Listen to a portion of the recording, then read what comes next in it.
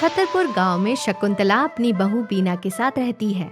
हालांकि घर में शकुंतला का पति और बेटा भी है, पर किसी को भी पति और बेटे की आवाज सुनाई नहीं देती है।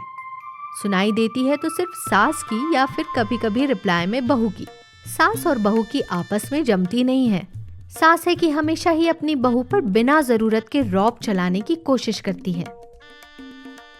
अरे कहाँ मर गई ये बहू नाम की नागिन? रसोई में चाय बनाने गई है या चाय पत्ती तोड़ने? अरे कहाँ मर गई? घर में अभी तक झाड़ू नहीं लगा।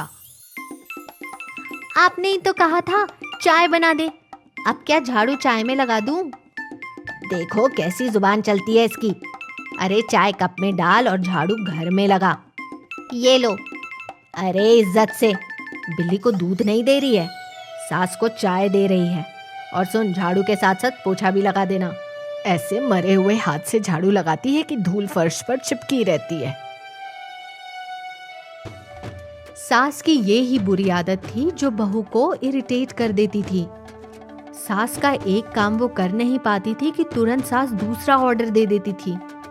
खुद की तो सेवा करवाती थी, ऐसे में उसकी पड़ोसन नीलम आ गई तो उसकी भी सेवा करवाकर अपना इम्प्रेशन जमाने की कोशिश करती थी। अरे शकुंतला, क्या कर रही है? अरे आज सही टाइम पर आई है, चल चाय पी। अरे कितनी देर से पोछा लगा रही है? पोछा रख और नीलम के लिए चाय बना कर ला। और सुन, हाथ अच्छे से धोकर लाना।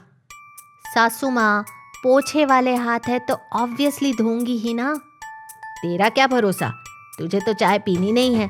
हमारे लिए वैसे ही हाथ से। अब खड़ूस बहू वाले एक्सप्रेशन क्या दे रही है? जाकर चाय लेकर आ।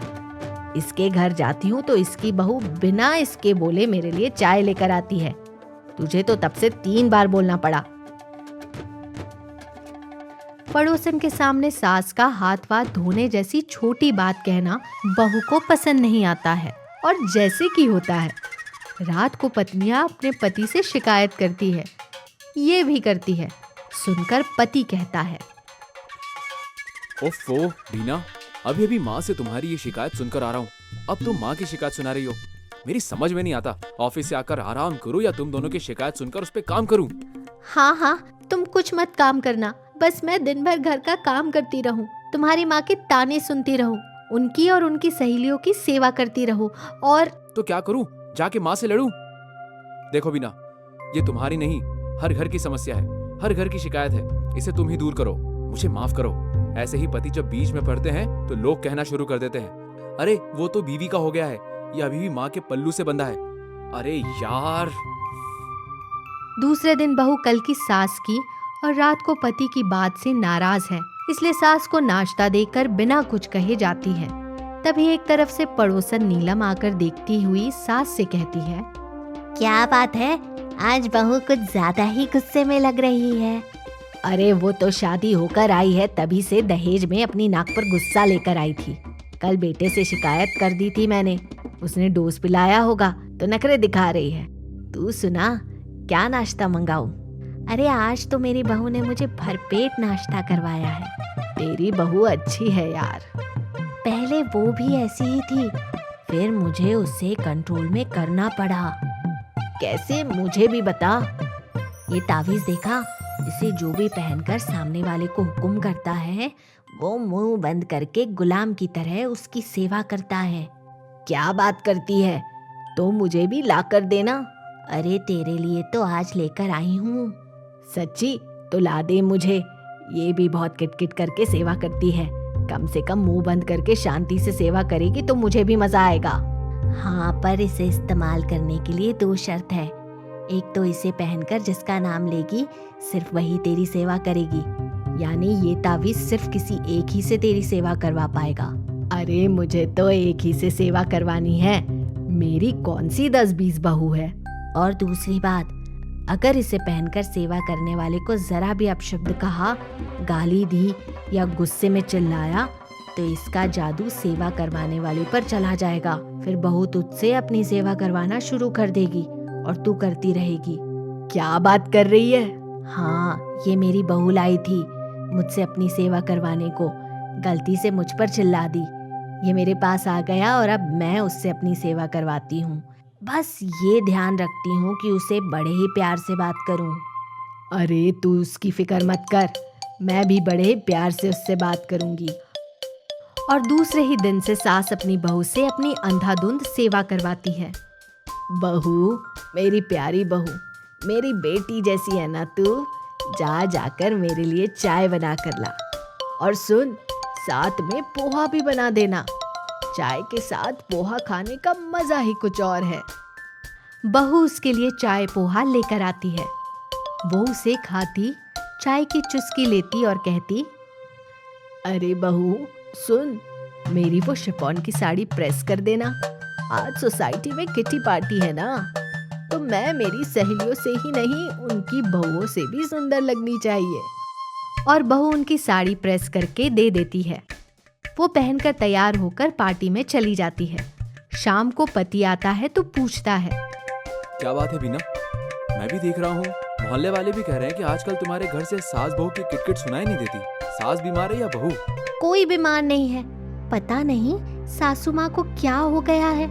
अचानक वो अपने सारे ऑर्डर बड़े ही प्यार से मुझे देने लगी है। इन 1 हफ्तों में वो एक बार भी मुझ पर नहीं चिल्लाई।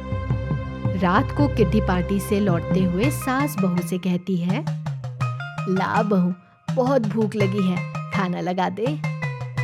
जी सासू माँ। वाह, क्या कमाल का तावीज है।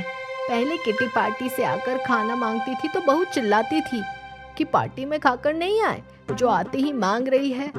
पर आज तो इसने कुछ भी नहीं कहा। थैंक यू नीलम। आखिर सास बहू में इतना प्यार देख बेटे से रहा नहीं जाता है और वो अपनी माँ से पूछ ही लेता है, माँ सच सच बताना, आखिर पिछले 15 दिनों से तूने अपनी बहू की शिकायत क्यों नहीं की? क्या वो एकदम से सुधर गई है? अरे वो क्या सुधरेगी, वो तो मेरे तावीज का कमाल है कि वो शांत है, वरना ज्यादा कुछ मत बुलवा कि मेरे मुंह से कुछ ज्यादा निकल जाए और इस तावीज का जादू खत्म होकर बहू पर चला जाए और मुझे उसकी सेवा करनी पड़ जाए। सुनकर बेटे को घर की शांति का राज समझ में आता है। रात को वो अपनी बीवी को सारी बात बताता है। सुनकर बहू कहती है, ऐसी कोई जादुई तावीज नहीं है जी, वो तो सासू माँ मुझसे प्यार से बात नहीं करती थी, इसलिए मेरे मुंह से भी उल्टा जवाब निकल जाता था। मैंने सोचा सासू माँ की तो मुझे सेवा करनी ही है, बस वो प्यार से बात करे तो मैं भी जवाब ना दूं और घर में शांति बनी रहे। पर ऐसा कैसे हो सकता है? सासू माँ को तो तुरंत उल्टा बोलने की आदत है। हाँ वो तो है। तो क्या, मैंने उनकी खास सहेली नीलम आंटी को पटाया और उनके थ्रू ये जादुई तावीज का नाटक खेला। वो तावीज मैंने ही नीलम आंटी को दिया था, सिर्फ ये कहकर सासू माँ को डरा दिया था कि अगर वो उल्टा चिल्लाकर, गाली देकर या बुराई करेगी तो इसका जादू मुझ पर चला जाएगा और उस दिन से उन्हें मेरी सेवा करनी पड़ेगी। बस इस डर से सासू माँ मुझसे हर बात प्यार से कहती है और मैं खुशी खुशी उनकी सेवा करती हूँ। ये तो वैसे भी मेरा फर्ज था। तभी एक तरफ से सास आती हुई कहती है, ओह, तो ये सब तेरा कमाल था बहू, और मैं समझ रही थी ये तावीज का कमाल है। सासू माँ, नहीं वो। कोई बहाना मत बना बेटी, कभी कभी इंसान गलती करता है पर उसे खुद को समझ नहीं आता कि वो गलती कर रहा है। वो अपनी गलती भी सामने वाले पर थोपता रहता है। मैं भी उन्हीं में से थी। मैं हर बहू को सास से लड़ने वाली समझती थी, पर आज एक बात समझ में आ गई है, अगर घर की बहू चाहे तो वो घर में किसी भी तरह शांति और सुख ला सकती है। सावित्री और उसकी बहू कविता की कभी भी आपस में नहीं बनी, क्योंकि दोनों ही बहुत एम्बिशियस थी। बहू का तो समझ में आता है, पर सास इतनी उम्र हो जाने के बाद भी अपने आप को अपनी बहू से कम नहीं समझती थी। एक दिन शाम को उनका बेटा हाथ में अखबार लिए आता हुआ अपनी बीवी यानी बहू से कहता है, कावी, ये देखो न्यूज़पेपर में क्या छिपा है। पहेजा बिल्डर ने एक नई बिल्डिंग बनाई है। उसे बैंगन का भरता खाने का बड़ा शौक है। उसने कंपटीशन रखा है, जो भी सबसे अच्छा बैंगन का भरता बनाकर उसे खिलाएगा वो उसे 2 बेडरूम का फ्लैट इनाम में देगा। हाँ बहू, मैं चाहता हूँ ये इनाम तुम जीतो। अरे ये कैसे जीतेगी? टेस्टी बैंगन का भरता बनाने का कंपटीशन है और टेस्टी बैंगन का भरता तो बरसों से मैं ही बना रही हूँ। ये इनाम तो मैं ही जीतूंगी। अरे सावित्री, एक तो तू पुराने जमाने का टेस्ट बनाएगी वो नहीं चलेगा। घर में हम खाकर तारीफ कर देते हैं, वो अलग बात है। वहाँ वो इतना बड़ा पहेजा बिल्डर। हाँ सासू माँ, कंपटीशन में मैं पार्टिसिपेट करूंगी। आपको आज के नए जमाने के टेस्ट का क्या पता सासू माँ। तू चुप रह। ये थोड़ी ना लिखा है कि एक घर से एक ही मेंबर पार्टिसिपेट करे। और तुम तो चुप ही रहना, पुराने जमाने के तुम हो, तुम्हें क्या समझता है। मैं ये कंपटीशन जीत कर ही रहूंगी। रहा नए जमाने का टेस्ट, तो वो लाना मैं नए जमाने के लोगों से ज्यादा जानती हूँ। और सास तभी से अपनी तैयारी में जुट जाती है। पति सो रहा है लेकिन वो अपने बेडरूम में मोबाइल, बुक और नोटबुक लिए सर्च में लगी है। ये देख डिस्टर्ब होता ससुर कहता है, ओफो सावित्री, ये क्या नाटक है। अब क्या सोने भी नहीं दोगी? सो ना, मगर अभी नहीं। 2 दिन बाद जब मैं 2 बेडरूम का फ्लैट इनाम में जीतूंगी, तब दूसरे बेडरूम में जाकर गधे घोड़े बेचकर सोना। अभी चुप रहो। मैं YouTube पर बैंगन का भरता बनाने की रेसिपी देख रही हूँ, उसे नोट डाउन कर रही हूँ। देखना, कल सवेरे ही तुम्हें और बेटे को बैंगन का ऐसा भरता बनाकर खिलाऊंगी कि तुम दोनों कहोगे जीतेगी तो सावित्री ही। वहाँ सास तैयारी कर रही है और यहाँ बहू भी किचन रेसिपी की एक बुक पढ़ रही है। कावी, अब सो जाओ। कितनी देर तक पढ़ोगी? सो जाऊंगी, 2 बेडरूम का फ्लैट तो आने दो। ओफो, छोड़ो ना, माँ पार्टिसिपेट कर रही है, उन्हें करने दो। कहीं माँ तुम्हारे सामने हार गई तो किसी को भी अच्छा नहीं लगेगा, ना माँ को, ना पापा को और ना मुझे। तो तुम क्या समझते हो, मुझे अच्छा लगेगा? नहीं, तुम्हें क्यों अच्छा लगेगा? मैं तो बस तो फिर चुपचाप सो जाओ। जब कल मैं टेस्टी बैंगन का भरता बनाकर आपको और पापा को खिलाऊंगी तो सासू माँ खुद ही कंपटीशन से अपना नाम खींच लेंगी, क्विट कर देगी। फिर तो तुम्हें उनके हारने का टेंशन नहीं रहेगा। और दूसरे दिन बाप बेटे के ऑफिस जाने से पहले डाइनिंग टेबल पर नाश्ता करने बैठने पर बहू अपना बैंगन का भरता लेकर आती हुई कहती है, लो पापा, मेरा बनाया बैंगन का भरता खाओ और मुझे कंपटीशन जीतने का आशीर्वाद दो। तभी सास भी अपना बैंगन का भरता लिए आती हुई कहती है, अरे ऐसे कैसे आशीर्वाद दे तुम्हें, पहले बैंगन का भरता चखने तो दो, किसका टेस्टी बना है। ये लो जी, आप खाओ और बेटे तुम भी खाओ और बताओ कैसा बना है। सुनकर दोनों बाप बेटे एक दूसरे की ओर देखते हैं। फिर बैंगन का भरता खाते हुए पापा कहते हैं, वाह, क्या बैंगन का भरता बनाया है हमारी बहू ने। हाँ, तुम्हें क्या पता नए जमाने के स्वाद का। YouTube पर जितने बैंगन का भरता बनाने वाले यूट्यूबर है, सबके वीडियो देख डाले, फिर बनाया है। टेस्टी तो होना चाहिए। बेटा तू बता कैसा है। पूछो मत माँ, कावी ने सचमुच बहुत अच्छा बैंगन का भरता बनाया है। सुनते ही सास को गुस्सा आ जाता है। वो मन ही मन कहती है, दोनों की बहू से मिली भगत है, मुझे नीचा दिखाना चाहते हैं। कुछ भी कर लो, बैंगन का भरता कंपटीशन तो मैं ही जीतूंगी। और 2 दिन बाद पाहेजा बिल्डर के यहाँ बैंगन का भरता कंपटीशन होता है, जहाँ मोहल्ले की 4-5 और औरतों के अलावा एक सास बहू भी पार्टिसिपेट करती है। बिल्डर खुद अकेला ही वहाँ आकर उन सभी को बैंगन का भरता बनाता देखता हुआ कहता है, देवियों, लास्ट 2 वीक से मैं पूरे शहर में कंपटीशन करवाता घूम रहा हूँ। अभी तक मुझे बैंगन के भरते का वो टेस्ट नहीं आया जिसे मैं इनाम दे सकूं। आज ये लास्ट कंपटीशन है, देखते हैं आज आप लोग क्या कमाल करते हो। और सारी औरतों के साथ साथ ये सास बहू भी अपना अपना बैंगन का भरता बना रही है। तभी बिल्डर लाइन से सास का, फिर बहू का, फिर बाकियों की तरफ उनका बैंगन का भरता बनता देखता हुआ आगे बढ़ता है। सास देखती है कि बहू का ध्यान बिल्डर की तरफ है, तो वो एक झटके से अपनी कढ़ाई बहू की कढ़ाई से बदल देती है। तभी बिल्डर एक जगह लास्ट वाली के पास रुकता हुआ कहता है, तो अब मैं यहाँ से बैंगन टेस्ट करना शुरू करता हूँ। और वो एक एक करके सभी का बैंगन का भरता टेस्ट करता हुआ बहू और फिर लास्ट में सास के बैंगन का भरता टेस्ट करता है। कुछ पल सोचता है। ये देख सास बहू की तरफ देखकर मुस्कुराती है। तभी बिल्डर कहता है, वाह, इतने दिनों से चल रहा मेरा बैंगन भरता कंपटीशन आज सक्सेस रहा। मुझे मेरा सबसे अच्छा टेस्ट मिल गया और मुझे अनाउंस करते हुए खुशी हो रही है कि आज का कंपटीशन मिसेस कविता जीती है। और तालियों की गड़गड़ाहट के बीच कविता को 2 बेडरूम के फ्लैट की चाबी और पेपर इनाम में दिया जाता है।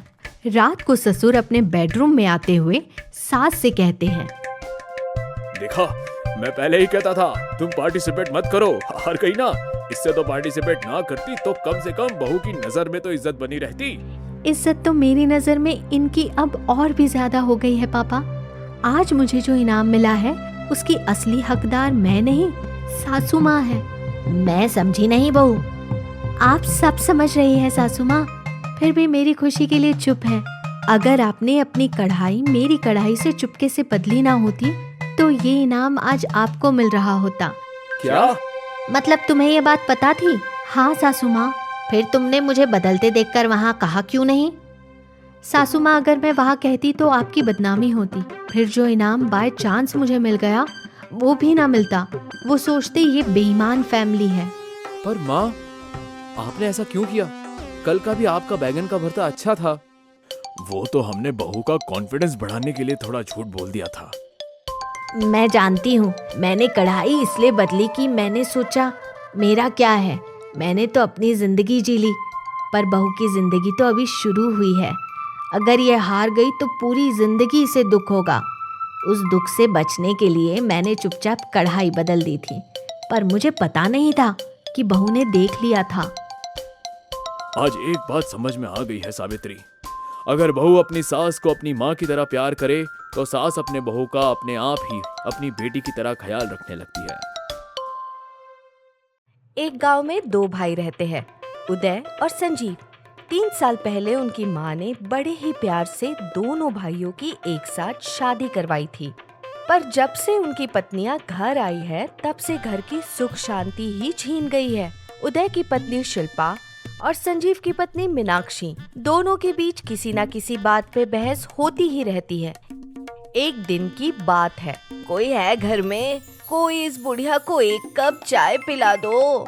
दोनों बहू एक साथ बैठी थी, पर दोनों ने सुन के अनसुनी कर दिया। किसी के कान में मेरी बात पड़ी या नहीं? एक कप चाय पिला दे बहू। मुझे क्यों कह रहे हो? अपनी लाडली बहू को कहो, अपने मायके से भर भर के दहेज जो लाई है।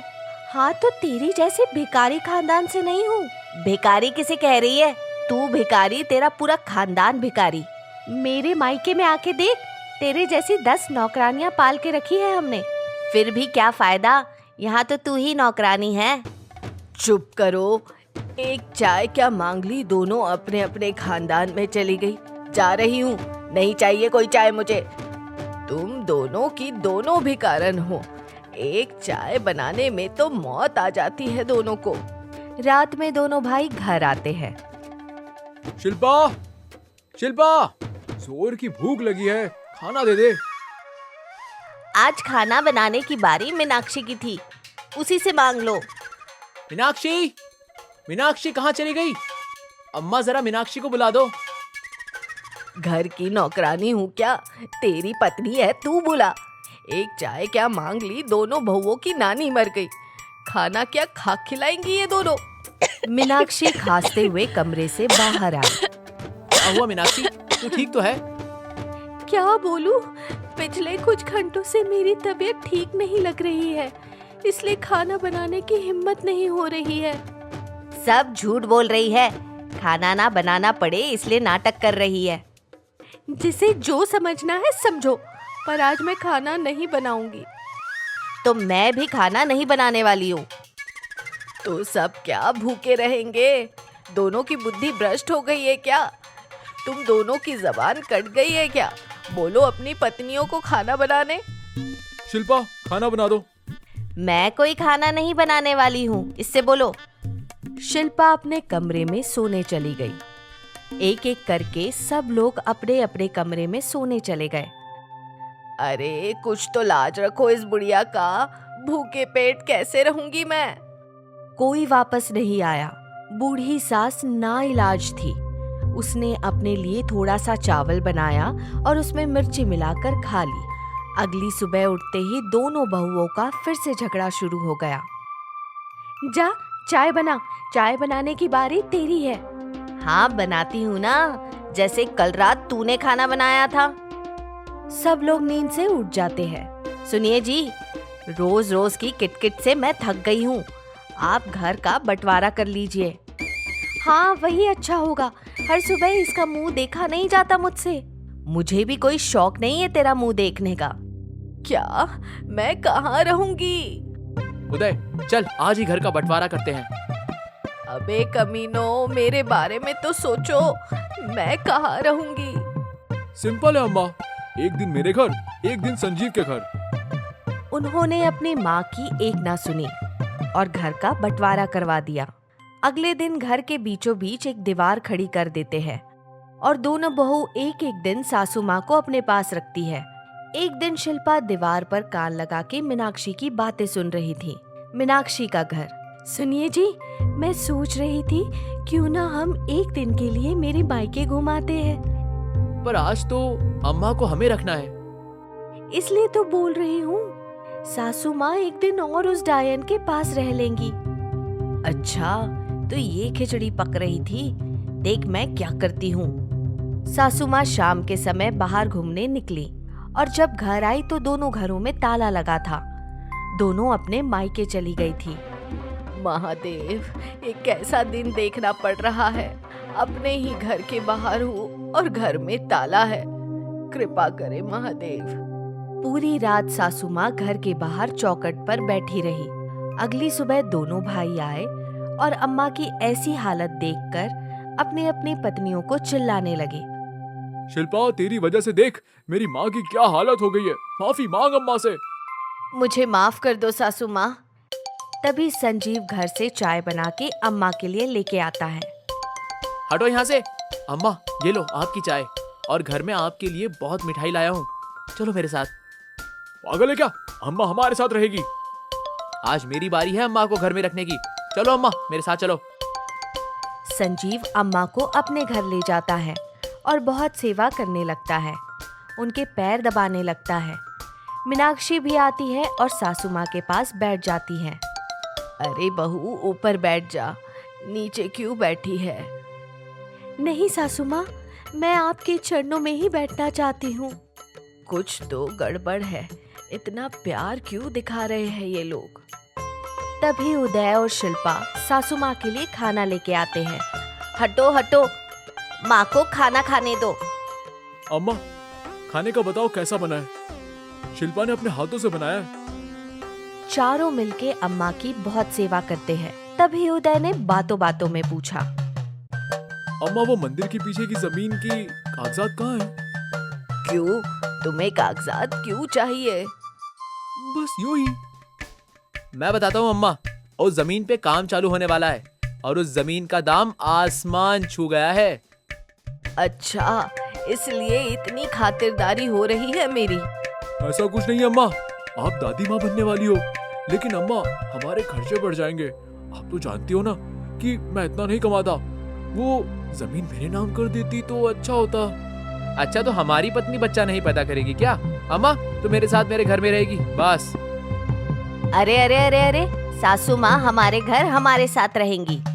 नहीं, सासू माँ हमारे साथ ही रहेगी। दोनों बहू सासू माँ को अपनी अपनी तरफ खींच रहे थे। तुम दोनों जीते जी मुझे मार दोगे, मैं तुम दोनों के साथ रहूंगी। सबसे पहले ये दीवार गिरा दो। दोनों भाई दीवार गिरा देते हैं। देखो, मैं ज्यादा घुमा फिरा के नहीं बोलूंगी, जो मेरी सेवा करेगा मैं वो जमीन उसके नाम कर दूंगी। वैसे भी अब मेरी जिंदगी बची ही कितनी है। ये सुन के दोनों भाई दिन रात अम्मा की सेवा में जुट जाते हैं। उदय हर दिन अम्मा के लिए नई नई साड़ी ला रहा है। संजीव ऑफिस की छुट्टी ही अम्मा को घुमाने के लिए ले रहा है। अगले 2 महीनों तक दोनों भाइयों ने अम्मा की बहुत सेवा की। अम्मा बहुत खुश रहती थी। एक रात, धन्यवाद महादेव, आपकी वजह से अब मेरे दोनों बेटे मेरी बहुत सेवा कर रहे हैं। अब मुझे मौत भी आ जाए तो कोई गम नहीं। ये बोल के अम्मा रात में सो जाती है और अगली सुबह अम्मा की नींद खुलती ही नहीं और वो नींद में ही मर जाती है।